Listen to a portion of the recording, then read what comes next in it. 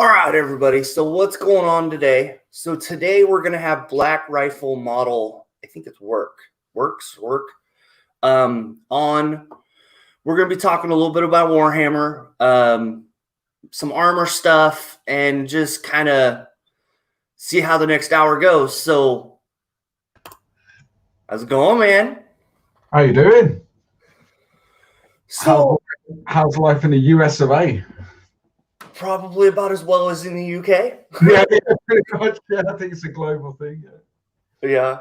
I mean, over here this weekend, it's Memorial Day weekend, right?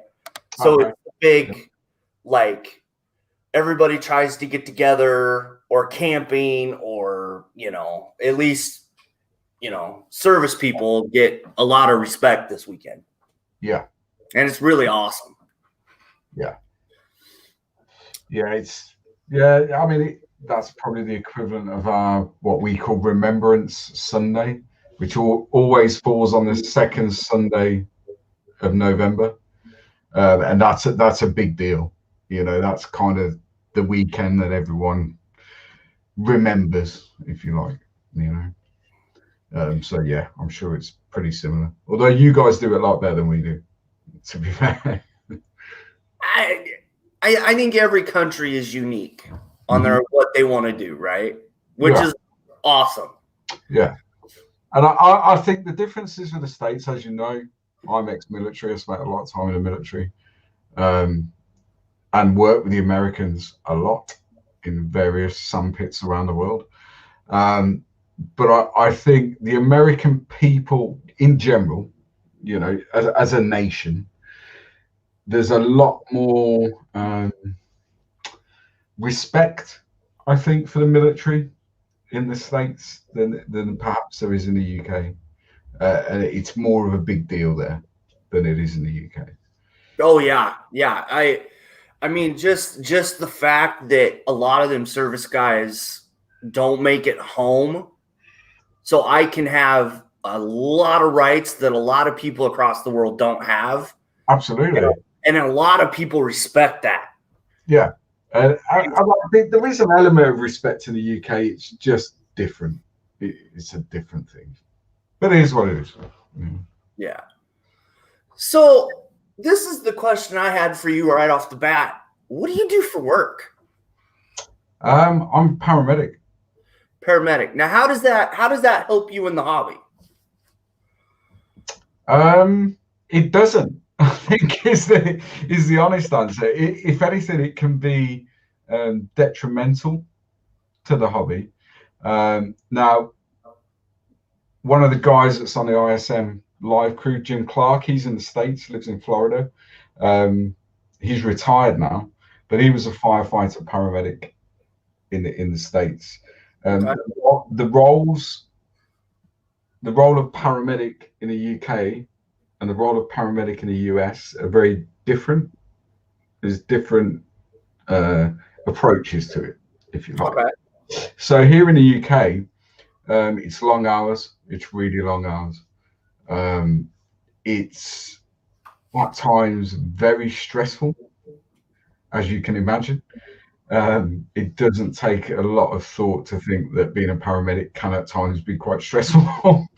I work in the second largest city in the UK, and I work central, which is the city itself. And with any city, doesn't matter where you are in the world, comes with its own set of problems, drugs, gang violence, or all that stuff that goes on. And we're there to pick up the pieces, essentially. So the job doesn't help me in the hobby, but the hobby helps me in the job, if that makes sense. So you're basically using it as a de-stressor, kind of, right? Absolutely. And it's no secret for anyone that watches or does watch my YouTube channel. And I've talked about it freely. I've talked about it many times in the past. I am diagnosed with post-traumatic stress disorder, not from what I do now, but from what I did in the military. I was in the military for a long time, frontline. I wasn't a medic or anything like that. I was a frontline soldier. and I stumbled across the hobby almost by mistake. And at the time I did, my life, I was out of the military then, but my life wasn't great. I was doing all sorts of crazy stuff as a result of post-traumatic stress disorder. The hobby grounded me. It allowed me to escape reality for however long. And like most people that start the hobby, I was building on a dinner tray in front of the TV, brush painting everything.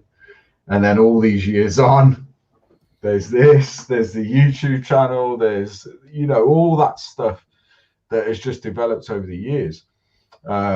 I'm now an ambassador for Models for Heroes, which is a charity here in the UK that helps veterans and emergency services personnel with various issues through the medium of model making. Because I understand what it did for me and what it still does every single day or every week. If I've had a bad day at the office, so to speak, I will come in here and I will start putting plastic together. And within an hour, 90 minutes, that bad day has kind of gone into the background, and it just allows me to escape it in a healthy way. Whereas what I was doing before the hobby perhaps wasn't the healthiest way to deal with those stresses and issues that people have. So the job doesn't help me with the hobby. In fact, it impedes it because of time, and I work shifts and all that stuff. And getting time at the bench some weeks can be a little bit tricky, but the hobby absolutely helps me in my job without a shadow of a doubt. Yeah, it's. I can only imagine what you go through just in a day being a paramedic, right? Mm-hmm. I can only imagine just some of the stuff I know I've seen over here. Yeah, they have to deal with. I can only imagine, right? Mm-hmm. But I kind of do it. I kind of do the same thing. It's for stress relief too, so I understand that. Yeah, and regardless of whether you're a paramedic, a police officer, a firefighter, a soldier, whatever it is, or you work in a shop, everyone has stresses in their life. Everyone does. That's the Western world we live in, and life is stressful. You got to pay the bills, you got to look after the kids, you got to, regardless of the job you do, if you can find something that just gives you that release and that ability to cope with the daily stresses of life, then it can't be a bad thing ever. And a lot of people do this hobby, whether they realize it or not, they're doing it for a reason. And it works. It does work. It works. It gives you that release from your daily stresses.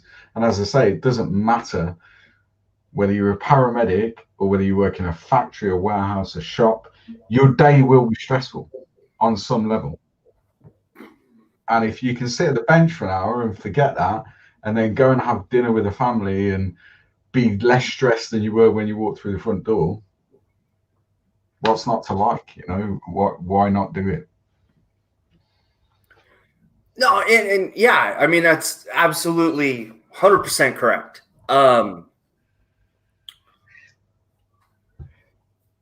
I think for me, mostly because of how early my son was born.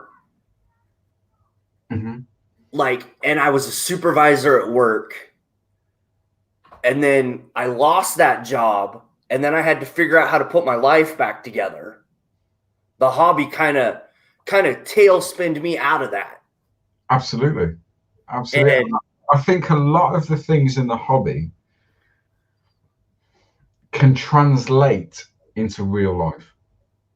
So, for example, if you're approaching a build or a project and you kind of do your research, you kind of come up with a plan almost, or I do, that's the way I approach things.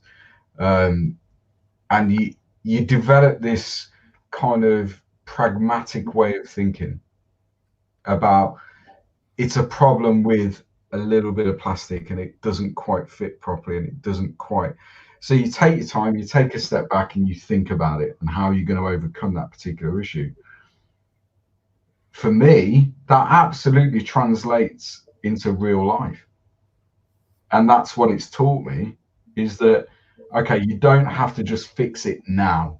What you can do is take a step back, look at all the options, and then come up with a plan. And it will either work or it won't. And if it doesn't work, you come up with another plan. And it sounds crazy that putting bits of plastic together can develop your brain to think in that way, but it absolutely does. And that's something that translates into the real world, or has for me, without a shadow of a doubt. So, transition a little bit here. What do you like to build mostly? Tanks or aircraft? I don't really build aircraft. I've built a few. Predominantly, I'm an armor modeler. So not just tanks, but armored fighting vehicles, military trucks, military vehicles, whether that be a Humvee or an artillery piece and everything in between. That's what I enjoy. The aircraft for me, I think they're phenomenal. Some of the aircraft are crazy cool. But for me, I don't have a massive interest in them. What I'm interested in is the military vehicles. And I think that's as a result of my background. I was in the army. So around vehicles and operating on vehicles. So that's my interest. And I know more about it, so I might build a Challenger 2 tank. Now, I didn't work on tanks. I was an infantry soldier. But we used to work with them on a daily basis. So when I build a Challenger 2 tank, something as simple as the weathering, where is that paintwork chipped? I know that because I've seen them in real life and I've been around them for years upon, years and years and years. So that's what sparks my interest. And in that cabinet behind me there and there, there's a couple of helicopters in there, there's a plane down there, there's a plane there, but all of it is armor, essentially. Well, I mean, so how do you go about weathering the tanks and stuff? It depends. It depends on the subject.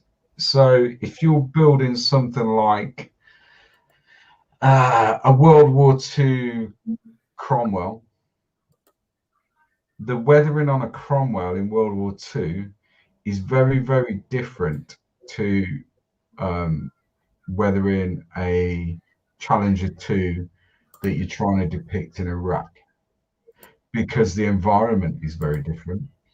And the way those vehicles were painted and constructed in 1940 is very different to the way a Challenger 2 is put together, or an Abrams, or,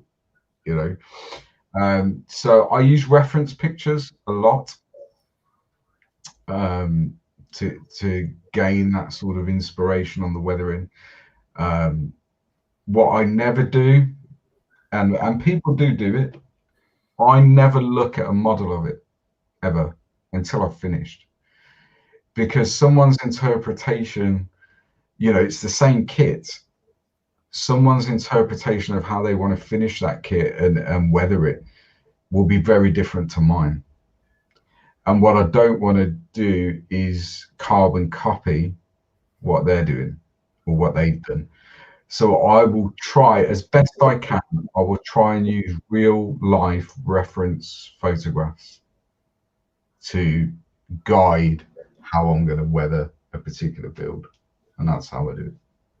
So where are you just getting the photos off the internet, or do you have like a military book? Both. And I have, most of the armor I build is more modern than sort of World War II or Cold War. Most of the stuff I build, if you can get hold of the kit, because there's still a lot of vehicles you can't because it's still classified, and they won't allow people to go down and do a 3D scan and build produce a model kit out of it because they don't want to give away what's in it. But most of the stuff I build is more modern, sort of post, I don't know, first Gulf War onwards, really, is most of the stuff I build. And the reason I do that is because that's what I know. So I use books, I use the internet, and I also use my own memories and my own photographs that were taken in Iraq, in Afghanistan, of these vehicles, and use that, and understanding how that environment can weather a vehicle or weather anything that you put in it, and that's where I kind of try and recreate it as accurately as I can. But I don't always get it right.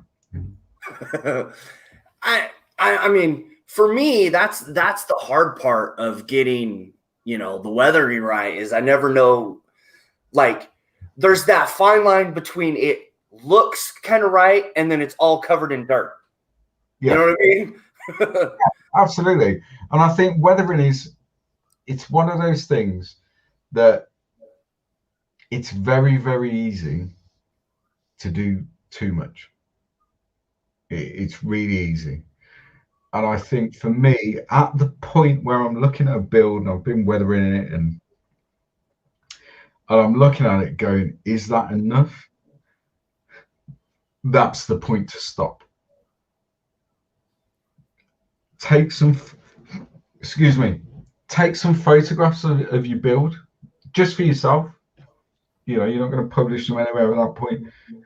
Take some photographs, because quite often what will happen is you look at the photograph and you'll see things that the naked eye has missed. And it's really, really helpful in that process. And then you kind of look at it.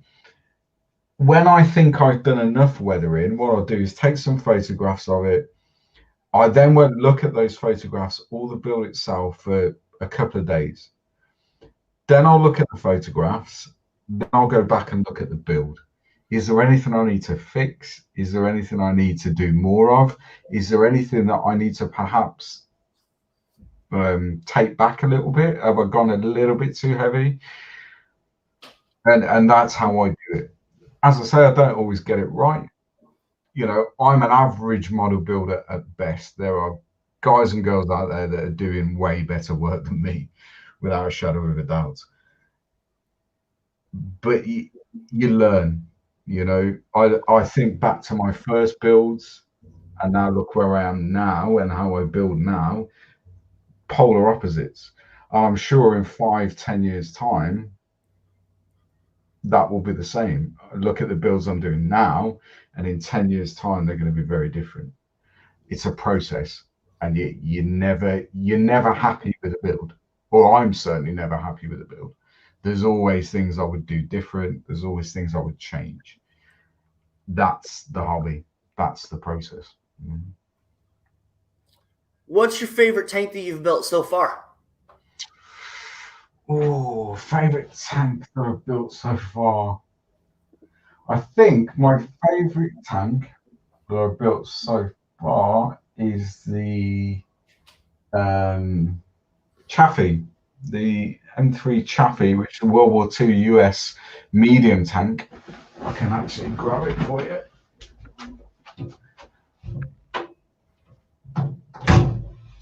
And so this is 35th scale. So you can see it's not a big tank at all. But what I decided to do is, at the end of the Second World War, what the Americans did, because obviously they were investing so much money into military technology and advances in military technology, that this was pretty much obsolete. That vehicle was, it was obsolete for the Americans. But they still had loads of them and loads of spares and everything else. So what they did is they sold them to other countries. that perhaps their military technology wasn't quite as advanced and they didn't have the billions and billions of dollars to invest in developing it. So they sold them their obsolete stuff. So I don't know whether you're going to be able to pick it up on camera. If you look at the markings on the turret there. Yeah. And the markings on the front. So I built this as a Pakistani army chaffee. Because at the end of the Second World War, and when the Indian or India as a nation sort of broke up, and then Pakistan became a thing, and they had separate militaries and everything else, and all the issues that came along with that, the Pakistani government bought a lot of the chaffies, but obviously they painted it in their own sort of livery, sort of this desert and green camouflage pattern, with their own markings and stuff, and that's why it's probably my favorite one, because you don't see them. You know, they're either built as US World War II, or you know, people are using the decal options. There's no decals on that at all. All those markings are hand painted to depict a Pakistani army vehicle. So yeah, that's probably why it's my favorite. It's not my best build, but it's my favorite because it's different, and you don't see them in that livery at all. And that's really awesome, by the way. But the cool thing is like you can see all the detail in that, and it's not over weathered, right? Mm-hmm. That's the thing that I really like about some of your work. Is it you've done that just enough to make it just pop. Yeah, and that's the thing with weathering. You've got to think about where. So during the 1950s and 60s, where would that vehicle operate? It wasn't operating in Northwest Europe, where it's going through wet fields and creating loads of mud around the tracks and the wheels and everything else, because where it's operating it is quite a dry environment. It's not the desert, but it's dry. So you're not getting that wet mud that's clinging to the vehicle. So when you're approaching the weathering of it, you've got to think, well, it needs to be weathered because it is going through mud and stuff, but it's a dry, arid environment. And that's the trick with weathering, is trying to pick the right style of weathering for where you're trying to say that vehicle is operating.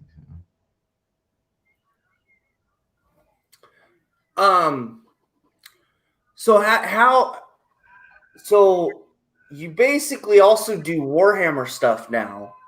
Yeah. How have you been liking that? It's different. It's very different. And firstly, it's not cheap. It isn't cheap. You know, the kits and stuff are expensive.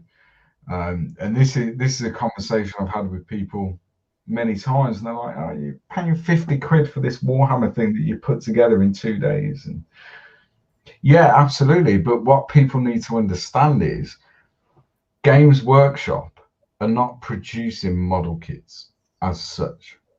What they're producing is things that people, or are designed for people to use in the game. They're gaming pieces. Mm-hmm. They're not scale models. The engineering on their kits is phenomenal. They fall together. Everything's molded correctly. I've never had an issue, whether that be a vehicle, a figure, whatever it is, they just fall together so well. And I think the scale model manufacturers could learn a lot from how Games Workshop do things, but they're not cheap.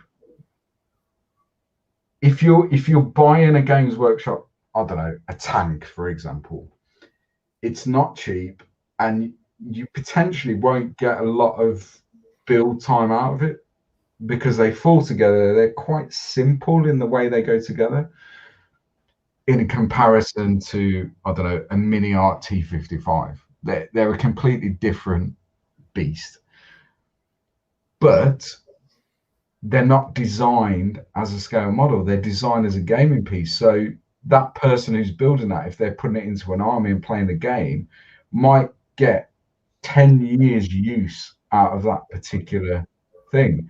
So actually, they're not that expensive if you look at it in that way for how people are going to use it. I really like their stuff. I think it's cool. I think they definitely cornered the market on the whole sci-fi grim dark universe that 40k operates in, and that's the only stuff I've done. I've only done the 40k stuff. It started off that I was going to paint a couple of figures and maybe do a tank and leave it at that, and then I fell down the hole and I'm still deep within that hole. So now I've got roughly 3,000 points of Space Wolves there. The terrain is all over there that I've been working on. I've got a 6 foot by 4 foot gaming table, and I've been learning the rules. And unfortunately, we've been in lockdown in the UK, so games haven't been able to take place. But now the restrictions are easing.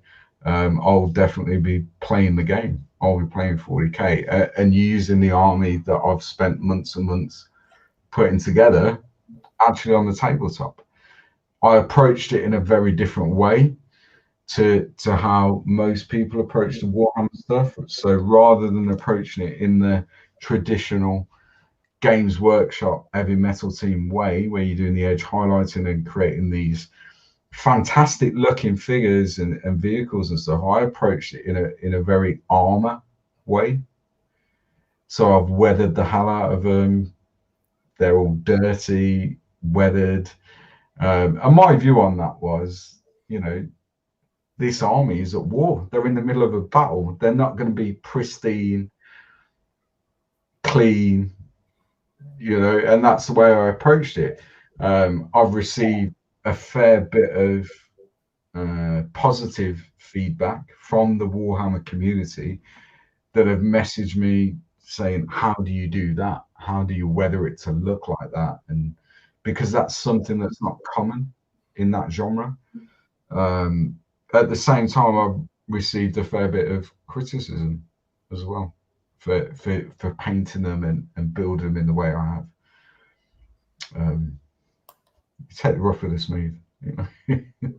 At the end of the day, I've paid for them. It's my army. I'll make it look how I want it to look.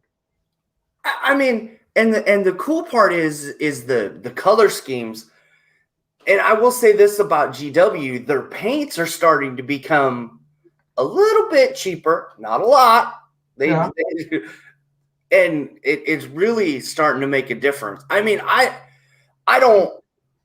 I've been using the Army Pamer set because it's been a little cheaper for me to get.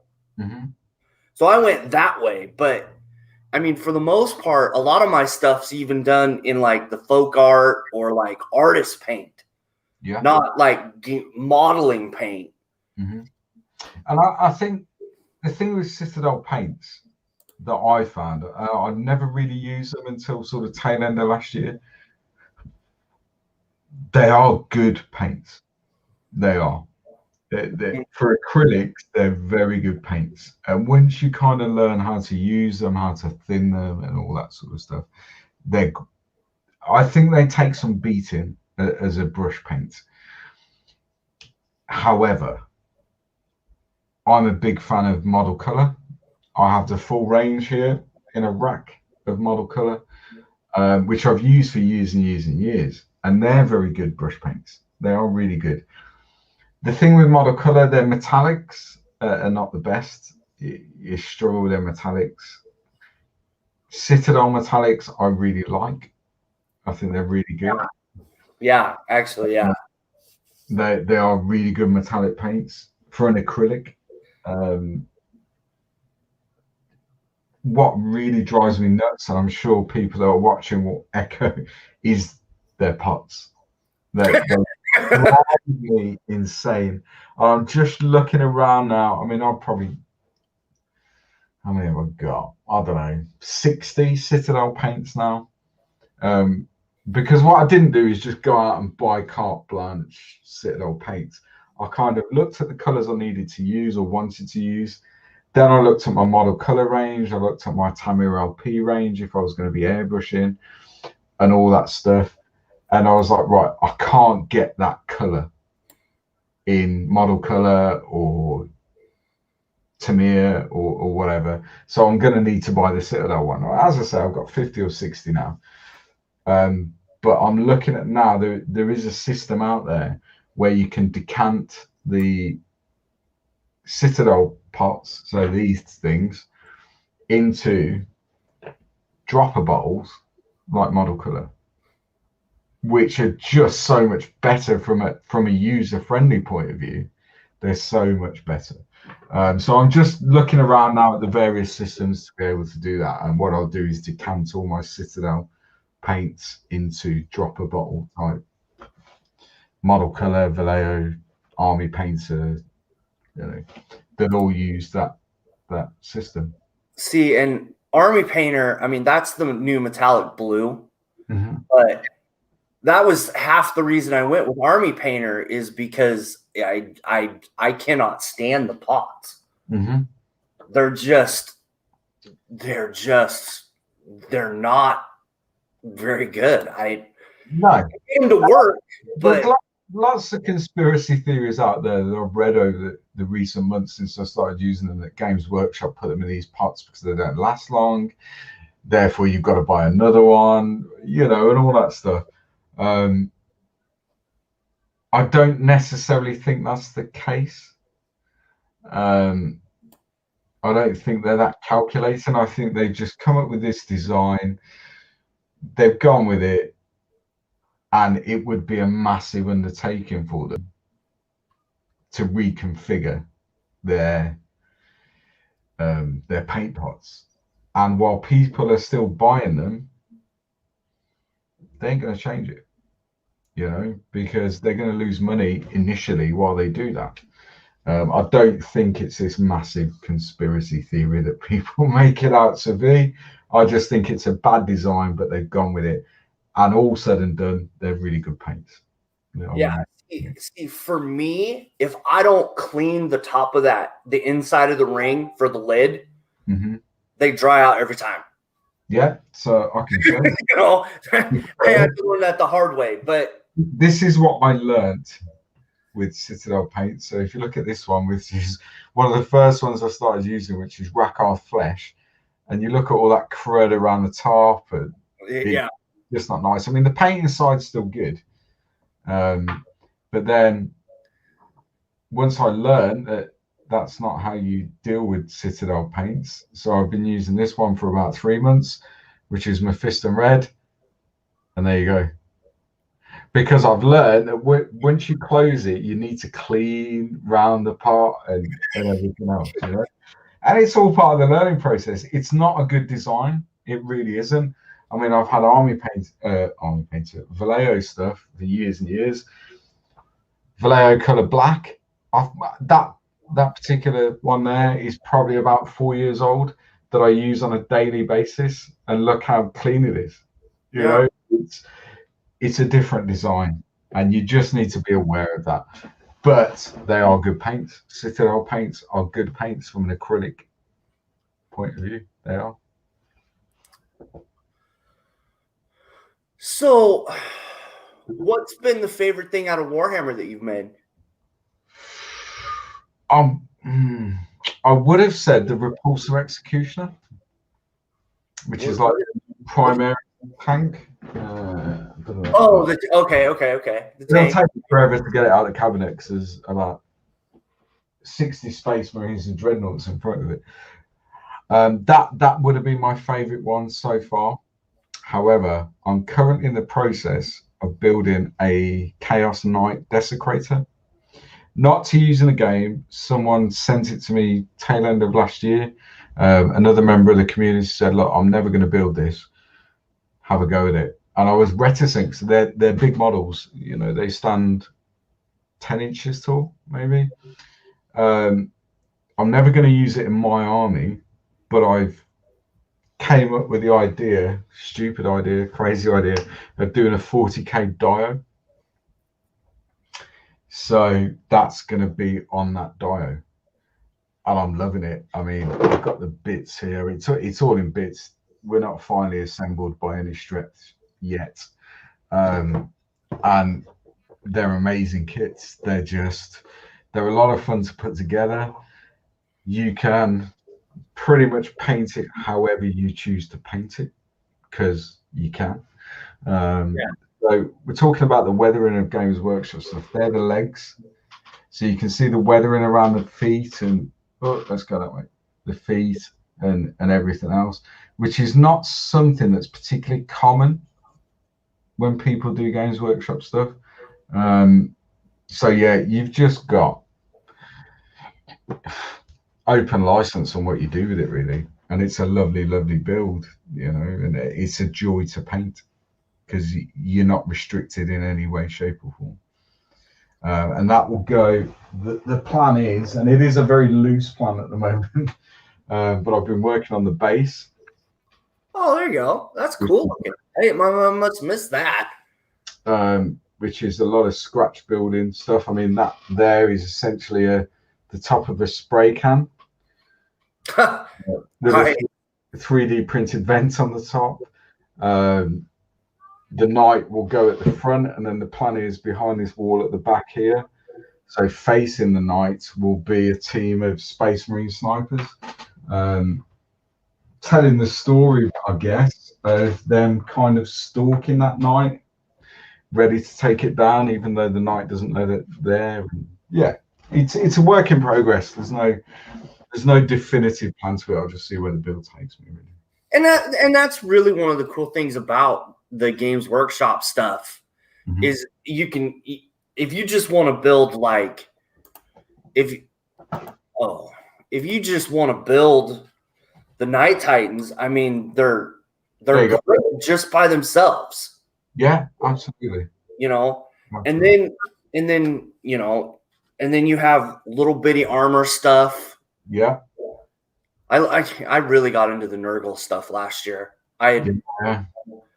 I mean, they turn out, and I bought a lot of the Citadel paint, the whole, and then I went and started doing converting Gundams and stuff into the wargaming stuff. Yeah. Put all the decals. That's the benefit of it, and that's where it differs massively from the armor stuff. And you can do, I mean, with the armor stuff, you can do whatever you want. It's your model. Paint it, build it however you want. So like that I was showing earlier, if I wanted to, I could have painted that pink. It doesn't matter. It's my model. But with the Warhammer stuff, and you literally have a license to do whatever you want. Yeah, absolutely. You will upset the purists, as I have over recent months, because I've weathered stuff and I haven't done edge highlighting, and they don't like that. The purists, I paid for it. I'll do what I want with it. And that's where that conversation ends at that point. If you don't like what I'm doing, don't look at it.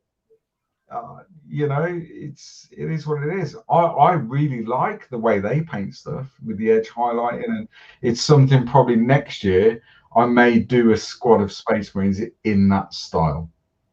The Games Workshop traditional edge highlighting and all that, and learn that and do it in that way. But for me, at the moment, I want my army to look like they're in battle.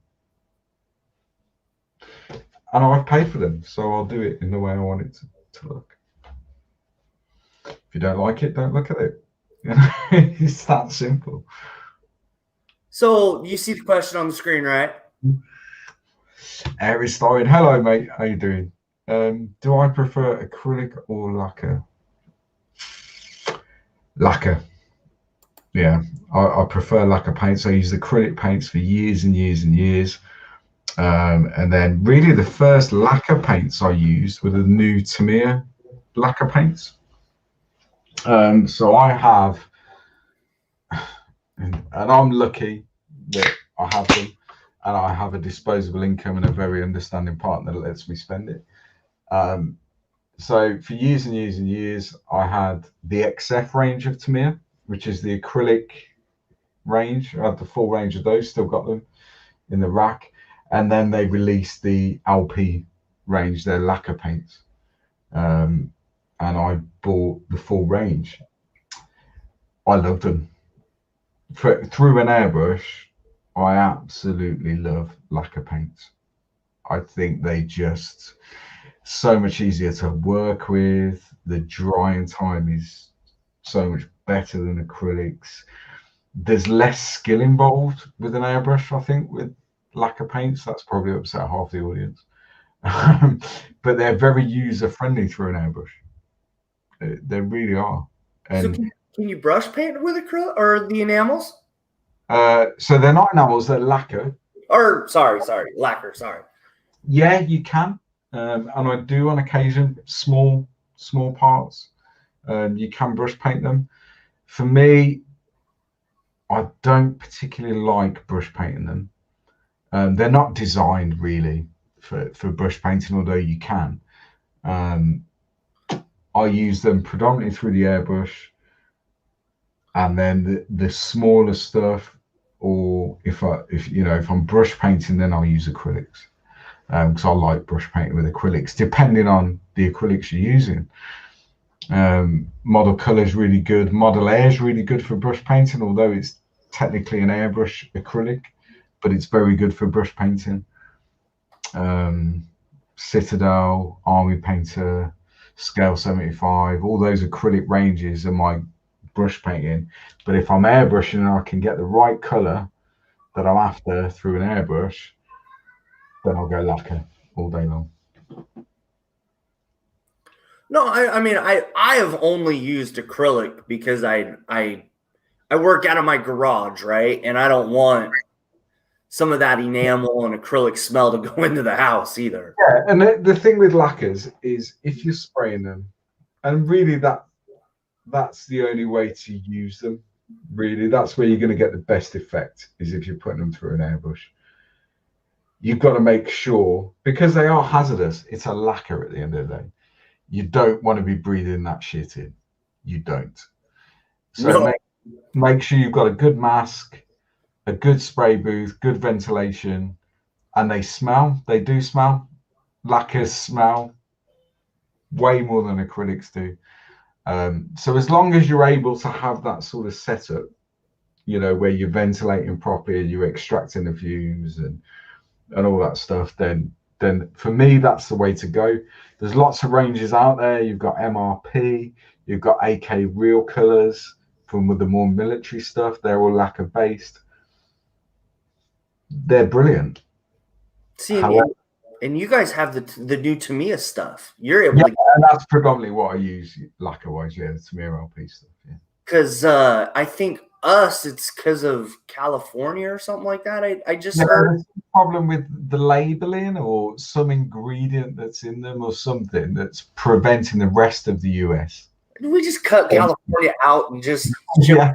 But if you do get the opportunity, and I'm sure it will happen, the US is a massive market. Yeah. And I'm sure Tamiya are doing everything they can to overcome whatever the barrier is. But I recommend that, give them a go, and you won't go back. You will not go back after you use Tamiya LP. They're such good paints, and they're really forgiving. Really forgiving. The only Tamiya thing I've used is that it's the window tint one. Like, I think it's called Smoke. Oh yeah. That's the only one, and it worked really, really good. Yeah, I mean, for me, coming from an armor modeling background, Tamiya armor kits are very, very good anyway. The 35th and the 48th scale stuff. So obviously the call-outs Tamiya paints in their kits. So that's why I lent initially towards Tamiya, and then they do all the tools and everything else. I think you're hard pushed to beat Tamiya on any level, whether that be their paint, their kits, their tools. Yeah, you're going to struggle. They are very good at what they do. Very good. the thing that I've noticed is all the Tamiya stuff really works well with the Tamiya kits. And then it kind of varies a little bit. It's still great for everything else, but there's a gray area, right? Mm-hmm. At least that's what I've noticed. I haven't used a lot, like the Tamiya Extra Thin. Yeah. I've noticed that works sometimes with GW, and then there's other times I got to use the Citadel glue because it's a little bit thicker. Yeah, I mean, to be fair, I've never experienced that. Everything I build, I use Tamiya glue for. So obviously you've got the standard extra thin, the green stuff, that works for most things. On occasion, there are bits that you want to bond together that maybe are a little bit too big, or they need a little bit more purchase, if you like, on the bond. So then I use that stuff, which is to me a white label, which is thicker. How's that? The thicker, huh?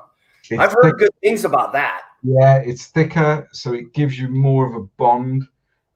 What I do, it does come with, I haven't got one to hand, but on the top there, instead of the green top, you get a white top, and the brush is thicker, because obviously it's a thicker glue. But a top tip for anyone that's watching, get rid of that, throw the white one away, and put in an old extra thin brush with the lid, which is a thinner brush, because what that enables you to do, although the glue is thicker, it still gives you that precision that you get with the extra thin brush. Oh, okay, that's cool. It works fine. It doesn't damage the brush or anything. It works exactly the same, but it's just one of those little tips that I picked up, and it works really well. The only other thing I use really is CA glue on occasion. If you're using like photo etch or that sort of stuff, and then for like clear parts, glass canopies, I use that stuff, which is glue and glaze, which is basically a very expensive PVA glue, or white glue, as you know it in the States. I'm sure you could get a cheaper version of it, but that does what it says on the tin. It dries completely clear, creates a good bond. So I would rather spend my money on something I know that works, rather than spend money on trying to find something that does the same thing. It's almost a false economy, if that makes sense, because I don't use a lot of it, only for clear parts like lenses and canopies and, you know, clear. On canopies and stuff, I've been using lately that evergreen glue that they just came out with. That stuff, yeah. I've really gotten better with that. Yeah, and again, there's, until you know, the industry, the hobby is evolving all the time, isn't it? You know, and new products come out, and I think you've got to either try it yourself, or if there's someone you trust who's tried it, if it's a new product, and take their word for it and give it a go.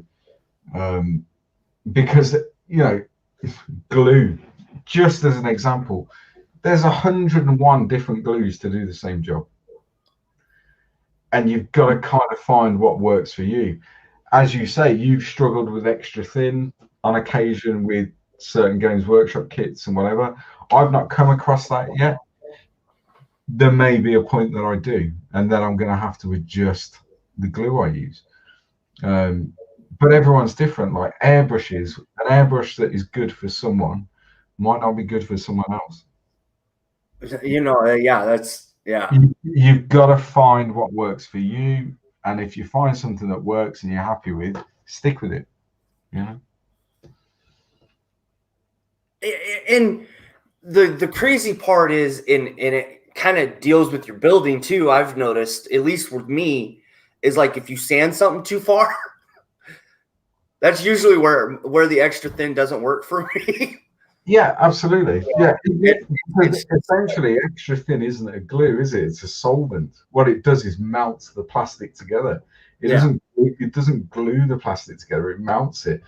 So if you've got a very small surface, or like you say, you sanded something a bit too much, so there's not much plastic for it to melt, then you might struggle.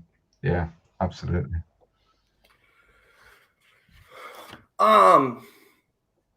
So you've been interviewing people. How have you been liking that so far? Because I think you've been even using the StreamYard thing, right? Yeah, so using StreamYard to go live, which works really well. I like StreamYard. I think it's quite intuitive. It's very simple, easy to use, user friendly. As regards to the interviews, it's it's a weird thing, because a few years ago, Gil Mondragon did a series of interviews of people in the community, and he did it very, very well. And I watched those. The ISM crew have done it a few years ago, where they were interviewing people on the Friday Night Live. And then it sort of went out of favor a little bit, where it kind of went away. And I was thinking, I want to do some live streams, but I don't really think I have a lot to talk about myself, to go live on a Saturday afternoon. What am I going to do? And then I thought back and I thought, right, I really enjoyed watching interviews, because you see these names all over the community on Facebook and forums and Instagram and everything else. But you just see the name, you don't really know the person. And you're like, yeah, they're doing great work, but no one really knows who they are. Particularly new people coming into the hobby over the last few years, where the interviews have been out of favor. So I thought, right, I'll do a few interviews and see how that goes. And it's going really well. It's people are interested, I think, and interested in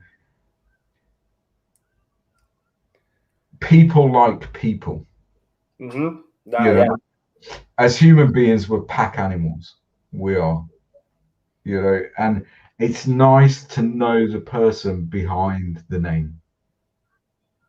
And I think that's what gets people's interest.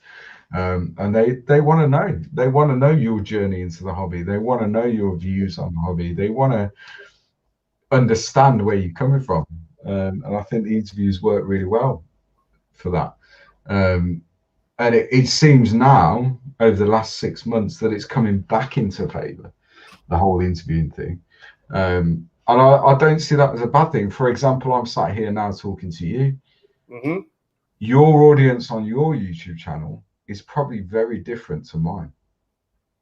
There are different people that will be watching this or watch it back later that don't even know who I am, what Black Rock Rifle Model Works is. They have no idea, because we're on the internet. It's a massive place, so I don't think there's any issue with several people from several different channels interviewing other people, because I think it just opens it up. It just opens it up to a bigger audience. And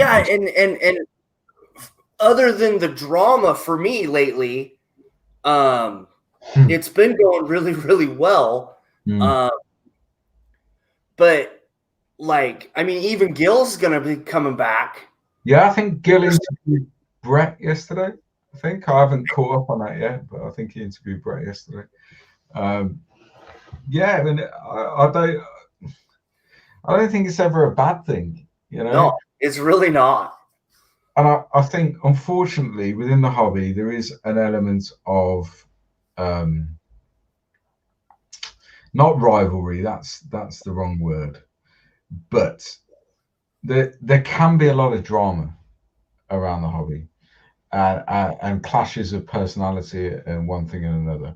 And I think the interviews across all channels with different audiences start to break down some of those barriers, because actually what you might have heard a year ago about a certain modeler or a certain group that they associate with or whatever when someone does an interview of that person, you might watch it and go, actually, they ain't a bad guy, you know?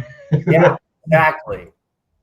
You know, I actively avoid the drama in the hobby as best I can. Sometimes I will get drawn into it because ISM, for example, and the live crew, and in particular Paul, comes in for a lot of flack, and most of it is unfounded. And if you actually know what goes on behind the scenes, almost, the drama that people try and create, it's unfounded. You know, there's no justification for it at all. But people are very quick to assume that because someone on Facebook Scale Modelers has said Paul's not a nice guy, most people on Facebook Scale Modeler would then agree with that individual, but they've never had a conversation with Paul Redmond. No, yeah, and it's so bad. And it's so bad. The reality is we're never, ever going to get on with everyone. That's life, whether that be in the community or in real life or what at work or whatever. We're never going to get on with everyone, ever. But I think the interviews go a long way to breaking down those barriers. You know, I've only had one period, you know, I've been in the hobby now 7-8 years. I've only really had one issue in the whole of that time. And I dealt with it, and it's done. It was a few years ago now. It's what it is. You're never going to get on with everyone, you know. That's so true. Like, and that's why when I did my response video, I encouraged everybody, instead of tearing everybody down, to promote someone. Yeah, you know, because nothing. It's so bad. Like, and the thing is, you might not get on with everyone at all, but you don't need to wear that in public. If you don't gel with someone, if they're not your sort of person that you're gonna hang out with and everything else, don't hang out with them. You know, unless they're directly attacking you as an individual, and you need to respond to that, as we all do. You need to stand your ground, absolutely. Just let them get on with it. You know, there's so many hangout groups, you know, there in the community.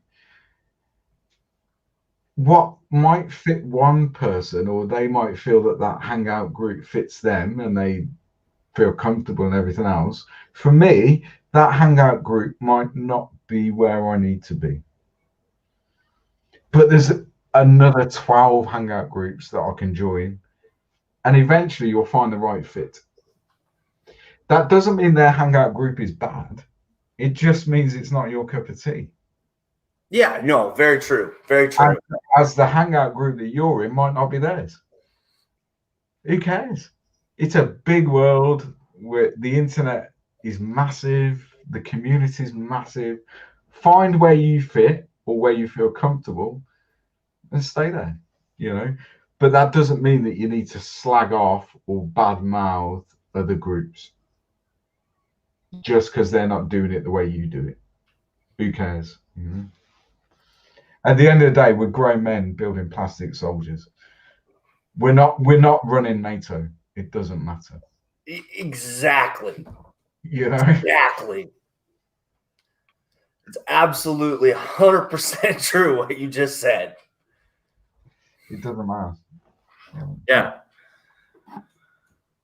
So we've hit about that hour mark. I try not to do these over an hour, but sure. At the end of I don't know if you've watched any of the interviews I've done. Yeah. At the end, I always let the guest and ask me a couple questions if they want. So if you have any questions for me.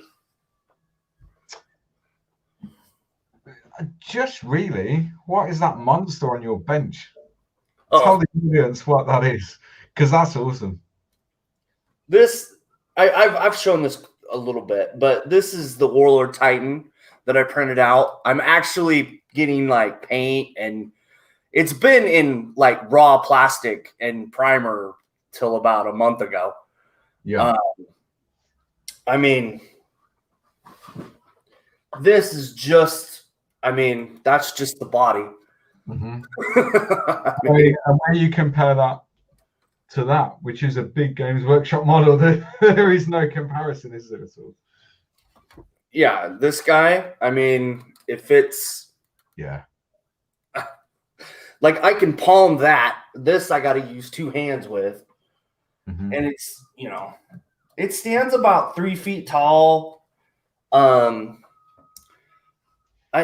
still have got to figure out what I'm going to paint the armor plates for.